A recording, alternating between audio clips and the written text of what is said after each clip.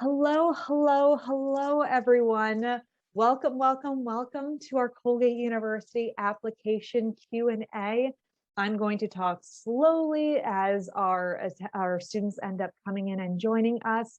And we'll speak briefly, I guess, both about ourselves and we're here to really, at this point, be a resource for you. It is November 2nd. Many of you may have submitted your application. Some of you may still be working on them. Some of you may have essay questions. Really from, as I look at this, we don't have a entirely set agenda in terms of covering every piece of the application. We are here to be a resource for you. So let me first start by saying that my name is Corey Deatley. I'm an Associate Dean of Admission at Colgate. I'm also a proud alumni. I graduated, gosh, quite a few years ago. I won't say when, but I also am our communications coordinator, and I work with applicants who are from the Mid-Atlantic area, particularly DC, Maryland, Virginia, West Virginia, and also I work with applicants from Europe. So happy to take your questions, no matter how small or how large. And students, as you can see, I'm also accompanied by a current Colgate student. Ethan, I'll let you go ahead and introduce yourself as well. And students, I will keep an eye on the Q&A. I'll keep an eye on the chat, whichever you feel comfortable asking questions in. Otherwise, Ethan and I will just have a little bit of a conversation too about Colgate and about his own application process too. So sound good? I know it's webinar format, but I'm throwing that out to everyone. Sound good? Okay. Ethan, go ahead, introduce yourself. Awesome, thank you. Hi, everybody. I'm Ethan Cherry. I'm a junior from just outside of Baltimore, Maryland. I'm studying political science and architecture. It's a little bit of a random pairing, but it's a cool thing that I discovered once I got to Colgate that I wanted to do. On campus, I'm involved with work in the Office of Admission. I am the vice president of our Mock Trial Association. I am an editor for the Maroon News, which is our on-campus newspaper. And I also am an innovation fellow, which basically means that I get to work on problem solving and tough challenges for local businesses, as well as jumpstarting organizations on campus. So I'm a little bit all over the place, but it's a cool kind of way to experience Colgate. Nobody does it the same. And that's one of my favorite parts. So I'm excited to tell you about it tonight and to tell you about the process and anything that you kind of want to know from a student perspective. Oh, Ethan, even as you were chatting, the questions have already started coming in. As I see students continue to ask their questions, you know what, maybe I'll save this one question for later. I do want to talk about the fact that you did apply early decision to Colgate at some point. Maybe we don't have to start from there as well, though. There are some questions that are coming in about supplemental essays, and some of those I can, well, actually, you know what? No, I'm not going to start with those. Students, I'll start with that second. Ethan, a question has come in about the Colgate student community. What are 3 words that you would use to describe a typical Colgate student? Sure. There really is no like typical Colgate student. Everybody does it a little bit differently, but I think that we have a shared kind of attitude and commitment. And one of the words that I would say is involved. Colgate people love to be involved. It's very important here to try a bunch of different things, to learn that you love things, to learn that you don't love things. We are very community oriented as well. You're in a place that's all about Colgate for 4 years. You're in a village that's very intertwined with a campus and vice versa. So it's a really exciting opportunity to get involved, to be part of a town and a college in that same time in your experience. And the other one that I would say, honestly, is Colgate students are very curious. They're people who want to try new things, who want to learn in different ways, who want to try new subjects they've never tried. For me, that was architecture. It's a school where people here just kind of say, okay, I'll try it. I'll do it. It's a thing that it's okay to fail. It's okay to learn that you don't love things. And it's also really great if you get to learn that you love things along that way. I love that you shared that. And the reason why I wanted to start with that question is because there's a follow-up question about what are we looking for in applicants. And so let me first start by saying that for those of you who don't know, Colgate reads applications by region. You heard me say I work with applicants from the DC area, the Mid-Atlantic area. So I was actually lucky enough to work with Ethan years ago when he was exactly in your shoes considering applying to Colgate. I also work with applicants from Europe. And so in many ways, when I talk about being that regional officer, it is not just us who makes an admission decision. We are the ones presenting your applications to the admission committee. So it is our job to know your schools, to know what is happening in your country, to know how you are being challenged in your school, but also particularly in how schools have navigated the COVID pandemic, how countries have navigated the COVID pandemic. Different regions have been impacted differently. And so we are able to represent you in committee and add all of that additional context to your application, because for those of you who have not participated in any webinar or learned anything about Colgate yet, and this is your first time visiting us, you will find that we are a large liberal arts school in this very small town. Ethan's already talked about that as well too, that there is this sense of community. We are so deliberate about our size and how our location too will impact our Colgate student body. So long-winded answer two, I would say also additional things that we are looking at when we're reviewing applications. I would say, so what Ethan said about curiosity, I love that. That is absolutely something that we are looking at when we are reviewing our Colgate applicants. I would also say too, open-mindedness, or I guess, Ethan, you're also saying that too, like the willingness to try new things, like, or also to have those, to have conversations with someone who is from a very different home than you. And frankly, the final thing I would say too is friendly. We are also looking for students who are going to be good roommates, who are going to be good community members, and be able to support each other when they come to this campus too. So in terms of thinking about your application, I know those are really intangible things to talk about. And so know that that will come out as you are listing your activities, as you are talking about your essays, your recommendations. We will see that in your application. Okay, so students, it may be obvious to you, but I have a second screen over here. So this is where I'm going to keep an eye out on questions. Two questions have come in about supplemental essays. Ethan, I'm not even going to throw this one to you because way back when Ethan was applying, we were requiring supplemental essays, and now we are actually not. All of our students can either submit frankly, students, so you may be aware that we are test optional and we are also supplemental essay optional. That means that last year we were fully prepared to admit students who submitted no test scores and no supplemental essays, and we did just that. We also admitted students who looked at all three of our questions and said, hey, they're great questions, they'll enhance my application, I'd love to send them.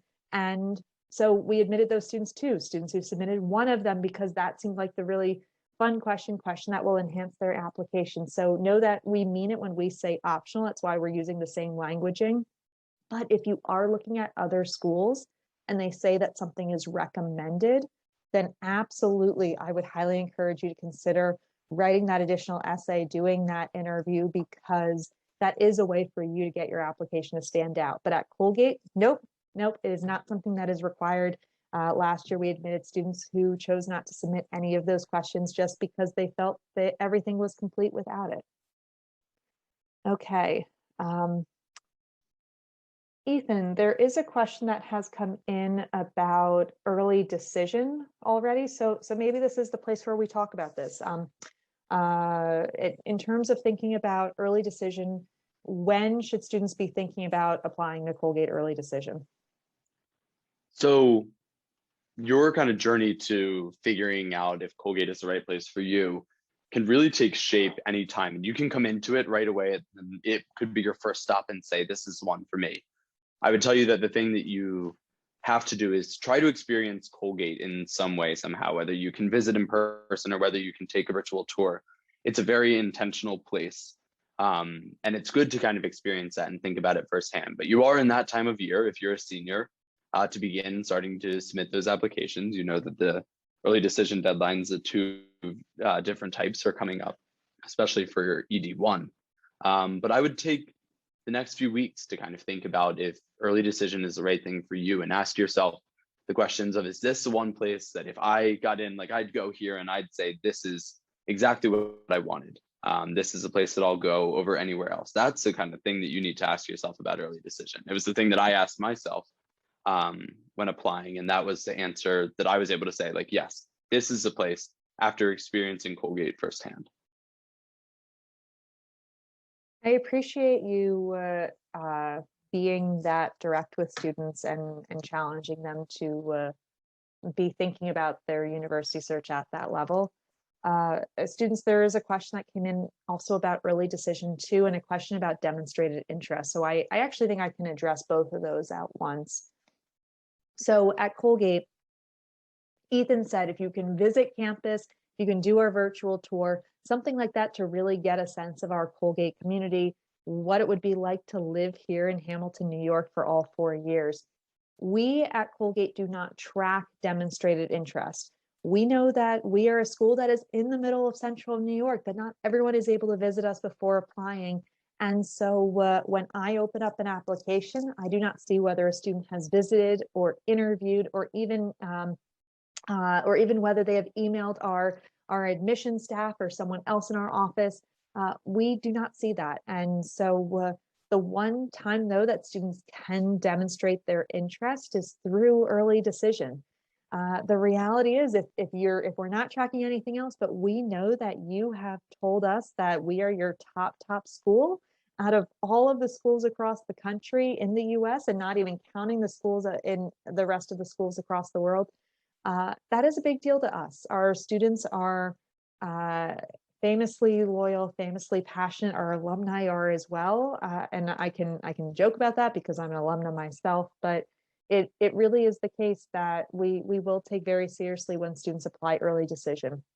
So to answer that other student's question about early decision 2, the only difference between early decision 1 and early decision 2 is the deadlines.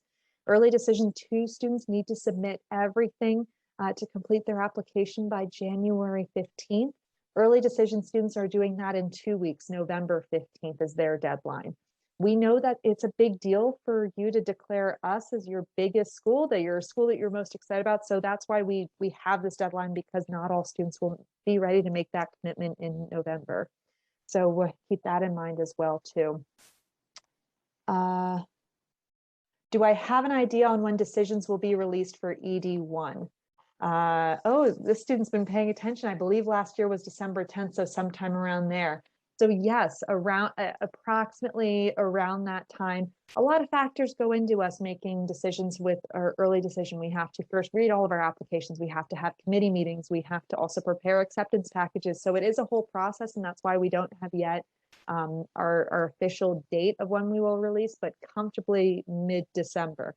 Ethan, is that what you remember too? Did we mail your acceptance letter? We didn't post or were you the first year we posted things online? I was posted online because I remember the 13 confetti coming down on my virtual letter. Okay, maybe we were a year before. Okay, yeah. Cool.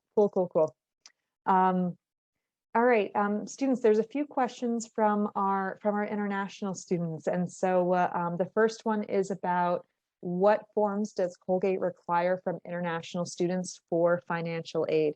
It's one quick answer. It is the CSS profile. That is all that we need. What will happen is whenever you apply, if you apply early decision, if you apply regular decision, whatever deadline that you're applying, we ask for your financial aid forms, because then what we will do is actually share your acceptance letter and the financial aid package that we are offering at that same time. If anyone here is a transfer student, we will also share credit analysis and how many credits you may likely be able to get when you come to Colgate. So we want to make sure that everyone has everything they need in order to decide to enroll at Colgate. So that's why our deadlines are the same. And for those of you who submitting the CSS profile would be a financial burden for you, we do have CSS profile fee waiver codes. We do ask that students submit an application for it after they end up applying or submitting their actual application to Colgate. It'll be available on their portal. So that is something that we will do, and it will actually very easily load into your portal. Oh, there are a few questions, Ethan, about Colgate student life. The first one is,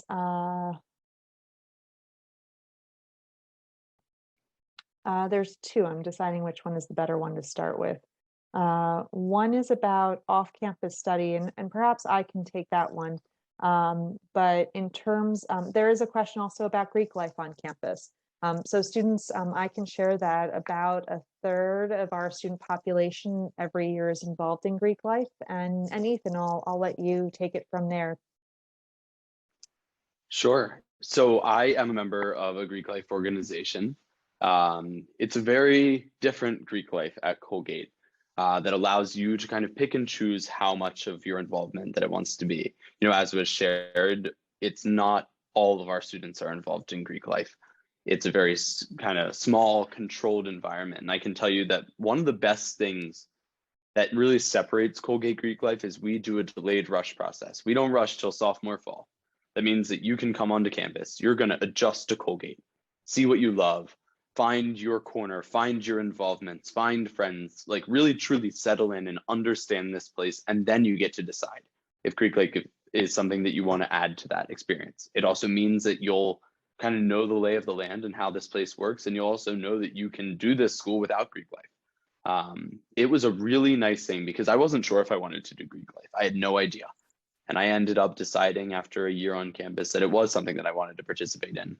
I've also found that everybody does it differently. Some people, Greek life is all that's like really where they put all their involvement.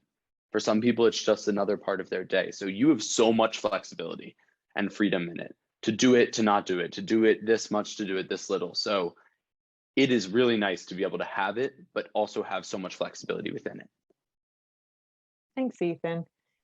There's another question that has come in about in terms of, actually, we have a whole bunch of students that are interested in networking and how Colgate sets you up for the field you want to go into.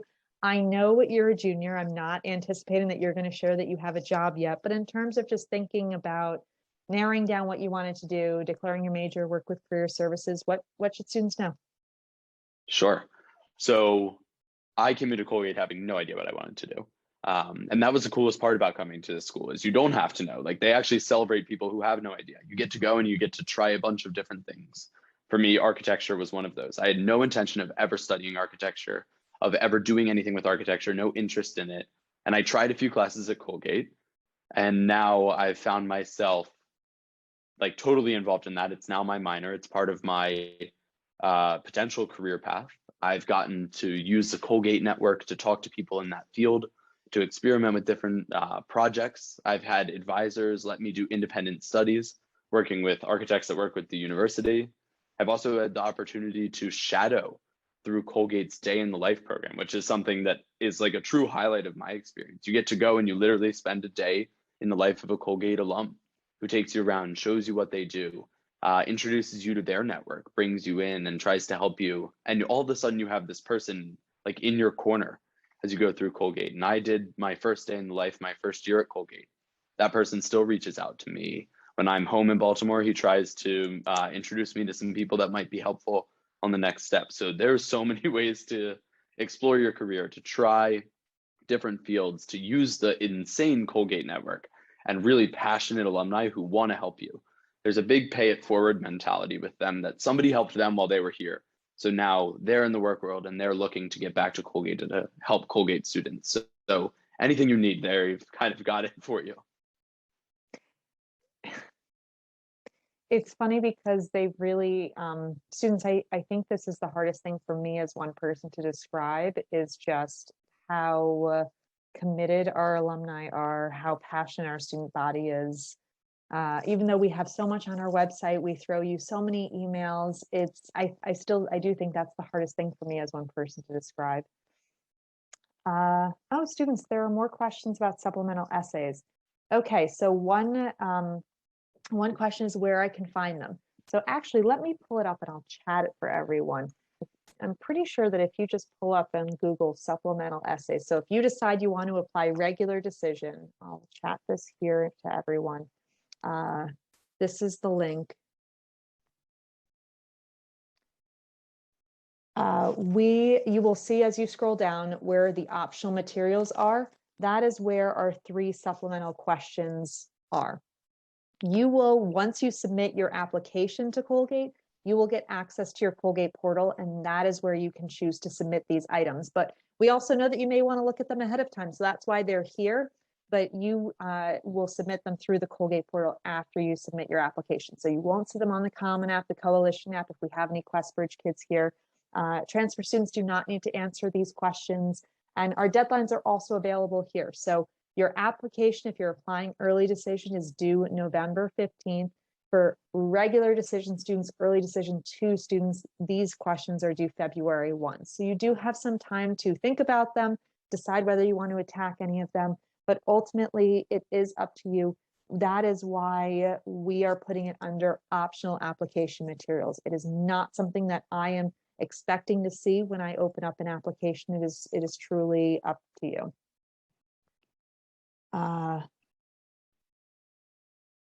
Okay, so there were 3 of those in a row. Let's see. If multiple students are applying for my school, are we in competition with each other? No, absolutely not. And think about it too. Let me say that even when I have worked with twins, and I have had twin, like it is so, I have never in my life worked with twins where they have been in identical classes, had identical experiences in the same classrooms, identical activities, identical things that they were doing. When we assess your school, well, when I guess when we're reviewing your applications and we're getting a sense of just what have you been assessed on, what opportunities were offered to you, we do spend some time learning about your school, but we do not compare students within the same school because you are entirely different people. We are certainly curious, when you had the option to pick and choose your classes, what did you choose and how did you do in them? But we also know there are certain regions of the world where everyone may be in the national curriculum, and that's what we should know. And so keep that in mind, that we are certainly not comparing students across the school. Very good question. Okay, so I've asked students, you have submitted a whole bunch of questions. Now I'm hoping to keep up. How much does early decision 1 increase your admission chances? Is it the same for early decision 2?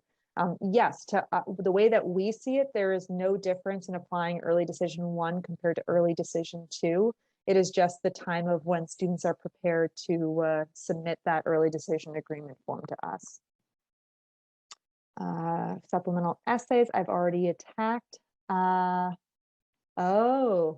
Someone anonymously asked, I have heard that last year Colgate had a 104 increase in applicants. Do we expect a similar circumstance this year? I have no idea. When I will say this about Colgate that I hope is helpful for all of you. When last year, a lot of things came together for us. Colgate became a QuestBridge school, so that meant that there were about 1,000 or so students that were not considering Colgate that all of a sudden were considering Colgate because we had become a QuestBridge school. We went test optional. We also reopened, and we reopened safely, and we got national attention for that. We also had made our supplemental essays optional that year. Gosh, there's one additional piece that I'm forgetting. It'll come to me. So a lot of things happened where we had that significant increase in applications. This past year, Colgate has launched the Colgate commitment. So for students, depending on what your income level is, and this is for domestic students, international students, we're already meeting 100% of your demonstrated need. There are no loans in your financial aid packages, but for our domestic students, know that depending on your estimated family contribution, we will actually start to lower tuition, and in some cases eliminate that entirely. So that is a new initiative that we're launching this year, but we will continue to be test optional, continue to be a QuestBridge school, continue to keep our supplemental essays optional. So I do not know whether or not we will see another wild increase of 100% in applications, or if we don't, or we receive the same amount as last year. This is why I think in terms of thinking about your application, you need to be excited about where you are applying to for every school, because we do not know who we will admit until everyone applies, until we see all of our early decision students, our regular decision students. Keep that in mind as well too, that that is the one thing you can control, is where you're applying, where you're excited about. And so do your research, but also have fun with it, because this is your university search. If I need financial aid, should I apply early? Would it be better to apply for regular decision? Ooh, so I didn't officially answer this question. When you are applying to Colgate, we're already meeting 100% of your demonstrated need. So your financial aid package will be the same in early decision as in regular decision. It will not change. And it's a good question. And Colgate does not offer academic merit aid, because we're meeting that 100% of demonstrated need.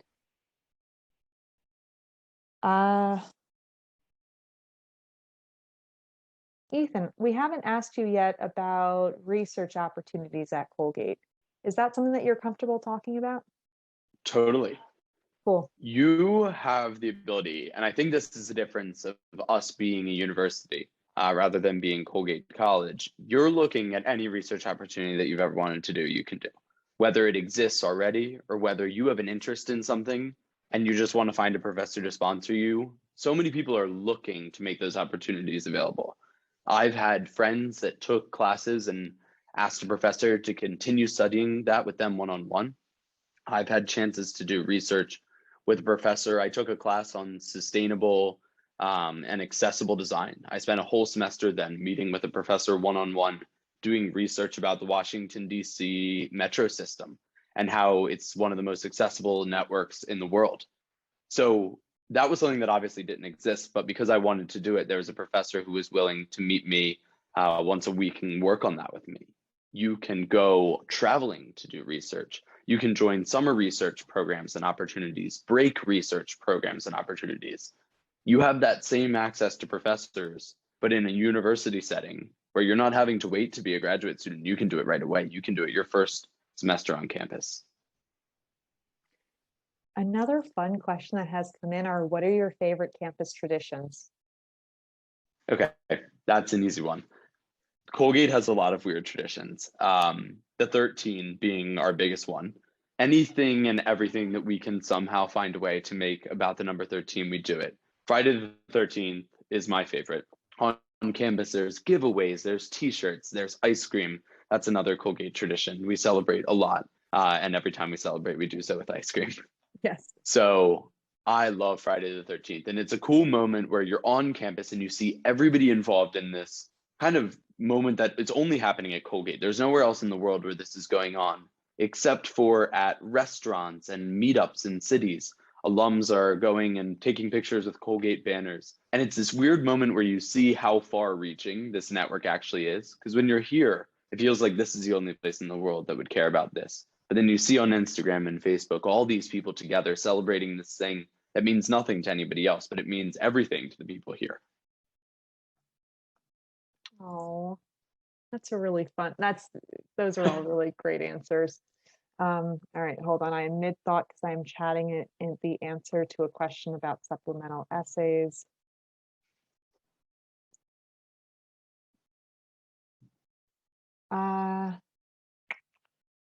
What are the resources for students to develop a relationship with their professors?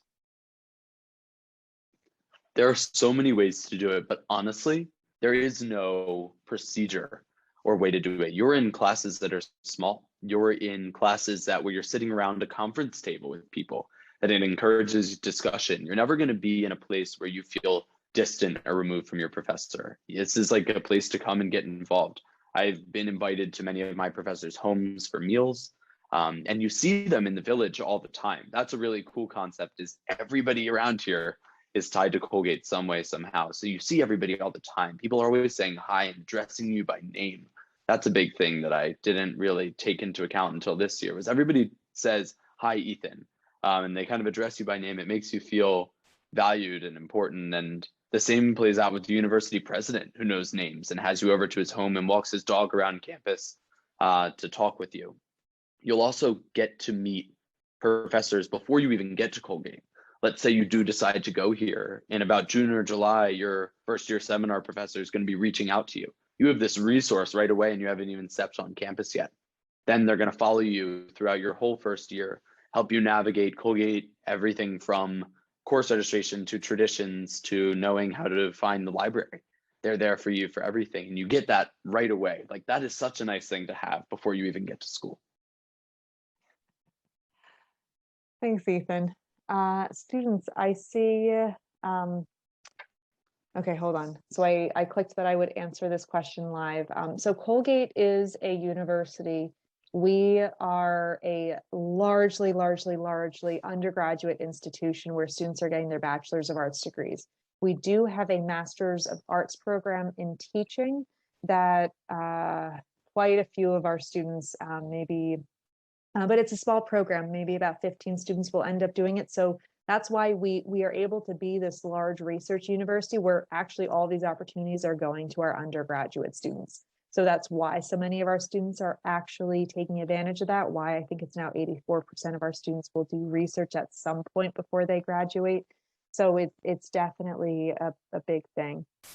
I see a question that has come in about submitting a creative portfolio to Colgate.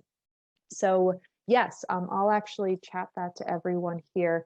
Colgate works with slide rooms. So if any of you want to submit a music portfolio, an art portfolio, a dance portfolio, theater portfolio, you can, and we will actually share that with Colgate professors, and they will share information back about what you might be like as a student in our community. So it's something that's completely optional, but if you feel really strongly that you want to share that, you don't even have to be thinking about declaring yourself as an art major. You can just share it because you're excited about it. Wait, Ethan, did you submit one of these as well? Like, yeah, wow. I did. My memory is so great. So, okay, so in terms of even advice about the slide, like putting together your own portfolio, what advice would you have for students who were thinking about that? Show something that's unique and that's meaningful to you.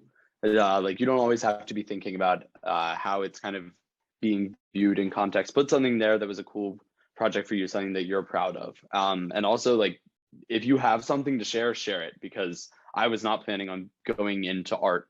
And I didn't submit that in the hopes that I would. I just wanted to show that here's something cool that I did over the last few months. And it's a really cool experience to just show something different about you.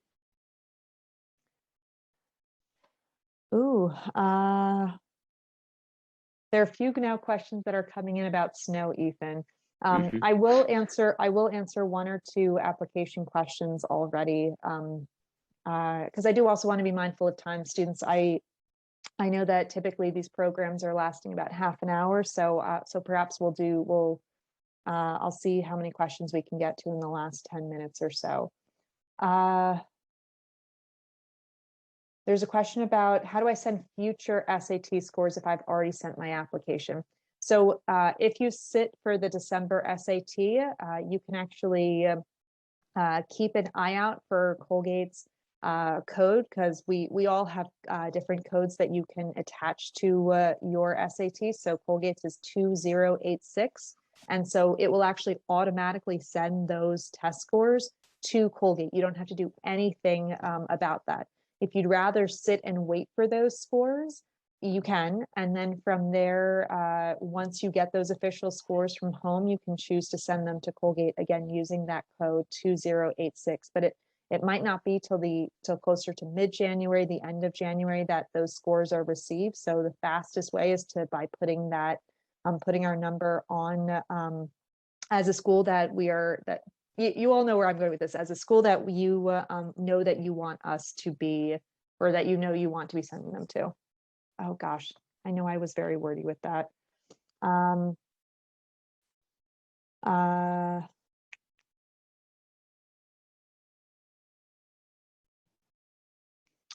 As a QuestBridge finalist, do we fill out the early decision form and choose ED1 or ED2? No. So right now, as a QuestBridge school, we have actually already received your applications. We are currently actually reading applications this week. You are actually some of our first applicants that we are working with. So right now, all of our Quest for students are actually coded as regular decision students. So what is happening is as we go through that match process and we identify the students that are a match for us and you identify us as a match, we will then convert you to early decision as a match, but that will happen later on in the process. For students who we do not match with, you will have the option to choose whether or not you want to do regular decision or early decision, and we'll automatically just convert your application with ED2. You'll have to send us that ED form later on, but right now there is nothing that you need to do. You need to sit tight and wait as we're reading your applications, as you're deciding ranks, and that's it. Are interviews evaluative or informal? Good question. They are informal. So when I open up an application, I do not see whether a student has interviewed. We offer them as a way for students to get their questions answered in a one-on-one setting. So the questions that you asked about our alumni network and networking, those are great questions for our Colgate alumni volunteers.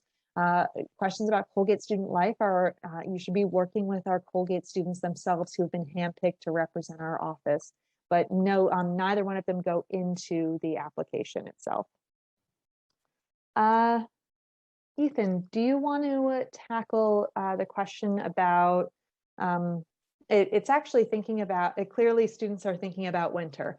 So in terms of thinking about, the winter months, our college town, what should students know about what their first year on our campus might be like? Okay, so I mean, no one's going to tell you that it's warm, but it doesn't have to be warm. It's a pretty unique thing. The winter is a very like cozy time on campus. It's a very friendly time on campus. There's fireplaces everywhere. It feels very like cozy and special. You can still get everywhere you need to go. Campus is, I mean, like just the most beautiful. I'm sure you've seen the pictures of the twinkly lights on the trees and Willow Path. Everybody races down there to take a photo at the first snowfall. But it's a really, I actually like am ready for the snow. I know that's hard to say. I don't know if I'm ready for I am too. all the snow, but it's an exciting time here. You can go sledding. There's like hot chocolate available. It feels very cozy, and it's a beautiful, beautiful town in the winter. They have all these decorations, this beautiful big tree that both residents of the town and students go to for the lighting. Every store has special Christmas items and holiday themed foods. It's like this picturesque college town that really isn't describable until you experience it, but it's so wholesome and really just a fun place to be. And everybody's just nice and warm and friendly during those months. And there's always somewhere cozy to hang out. Oh, I agree. And I do, and students, so I'm one of the people that Ethan is talking about, that I actually live about a 14-minute walking distance to Colgate. So it's a pretty nice commute. Even with the snow, maybe it's a little bit more, but not much more. This is a community where you very much feel seen, you're heard, you're supported, which has just made it really fulfilling and fun to be a part of. Okay, students, I'm going to take 4 additional questions. I do want to be mindful of everyone's time.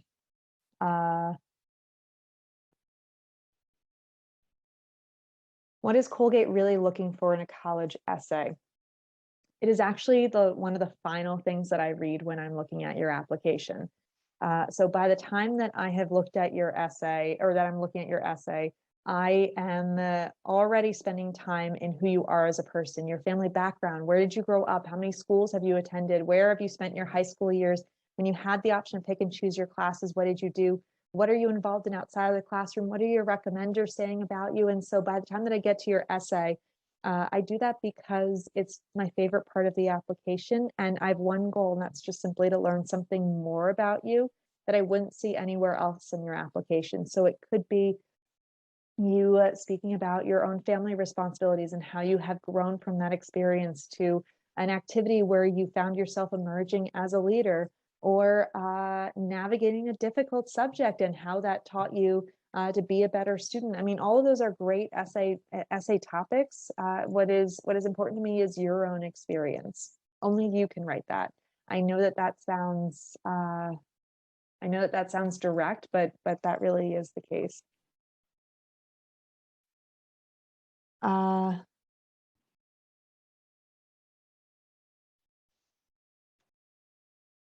of these we've answered already. If applicants' grades are slightly below the Colgate GPA, can really good activities, letters, and credentials balance that out? So Colgate does not have a minimum GPA requirement.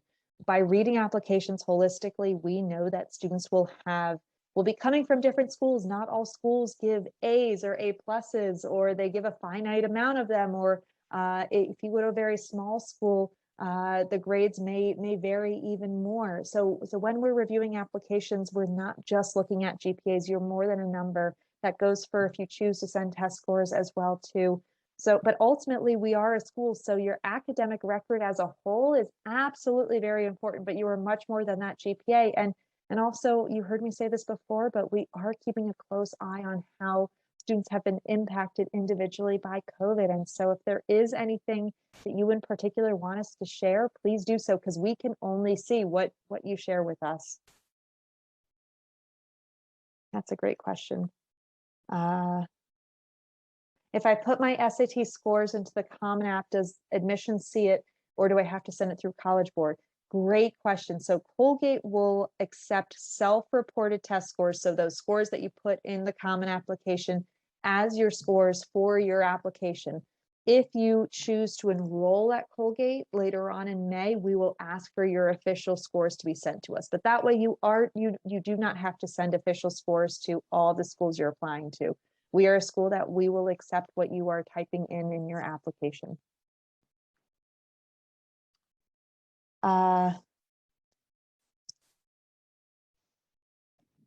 I'm a tutor, but it's part of a voluntary project. So how can I tell about this service as a supplementary material?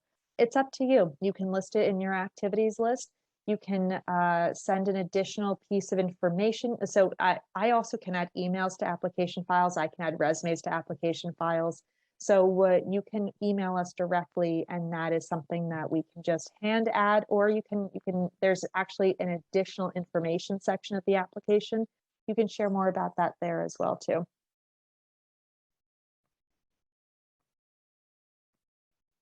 Oh, okay. So, this is actually kind of a fun question. How do admission officers manage to read so many essays and still get what the person is talking about?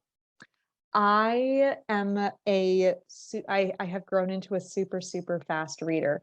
I am someone that I am not fun to walk around museums with. I find that I read just a lot quicker than other people. And so that is something that has been a real fun skill set for me. I know that that's a silly answer, but when it comes down to it, we read applications also as teams. There's usually at least 2 of us that are in your application file together. So we're all looking at the same things. And then when we prepare your applications for committee, we have more people in your application files. So January and February are some of the busiest times of years for us. But when you think about you yourself as a person, your activities, your involvements, all of these things that you are sharing really does allow us to see you as a student. And so, and if there is something that you feel is missing, feel free to also share that with us as well too, whether it's a resume, whether it is as this other student asked, this voluntary service project that they're a part of. It's really up to you with how you want to shape your application. I hope that that helps as well too. Okay, so I believe that was 4 questions, but Ethan, I'm gonna toss you this final question. Why should students think about applying to Colgate? It is not a normal school at all. And I think anybody who tries to tell you that it's normal is lying to you and doing you a disservice. It's not a normal place because you get to be somewhere that looks for so many reasons to say yes to any question you have. There's no right way to do things here. That comes down to procedures. If you've got a problem, there's no right way to solve it. And you have so many people in your corner to help you out, to answer questions, no matter what time of day it is. You have access to some of the most insane professors in the world, and you're working with people and you don't really realize how important they are when you're sitting around a table with 12 people and you're getting in a debate and a conversation, I think you often take for granted like the kind of things that you get to do here that just aren't normal. It's also a community that is all about Colgate. That's the thing that really sets us apart. Everything here is about Colgate. It's about Hamilton. That's one thing. You are also in a place where people are incredibly passionate about where they are. It's a very intentional school with a lot of spirit. I remember the thing that sold me on Colgate. I had loved it. I had gone on my tour. I loved it. I loved everything I had seen, I had heard, but you can tell, you get to a school and you can feel that it's alive. And you'll know what I'm talking about when you get to that school and you feel that. But when you see people walking around with Colgate sweatshirts, that means that they're proud of where they go. It means that they're excited about what they're doing. And everybody here was willing to stop and talk my ear off about Colgate. That's a group of people that love it. And I'm now one of those people, and I do it 3 days a week at the admissions office for 2 hours. And I just love talking about my experience here because it's not normal. And I've started to realize that too. I thought this was how everybody does college. It's not true. The experiences here, the access here, the commitment of the people, students and professors here, that's why you come here. That's why people are so proud to go here. It's why people are still connected to Colgate years after they graduate. It's a pretty great place to be. And I haven't looked back since I applied ED. This is like, there's no place quite like Colgate. And it's hard to kind of put into words. Oh, Ethan, I love that. Students, thank you for asking great questions, really thoughtful questions. Thank you for your energy. Ethan, I'm going to put my email in the chat for everyone as well, and feel comfortable to do so. Feel comfortable to do so too, because I know we didn't get to everyone's questions, but let us know if there is anything in particular that you're curious to know. And between Ethan and I, if we don't know the answer, we likely will know someone who does. So looking forward to staying in touch. If we don't hear from you, stay safe, stay healthy, have a good rest of the week. And thank you once again. And thank you, Ethan. Thank you, everybody.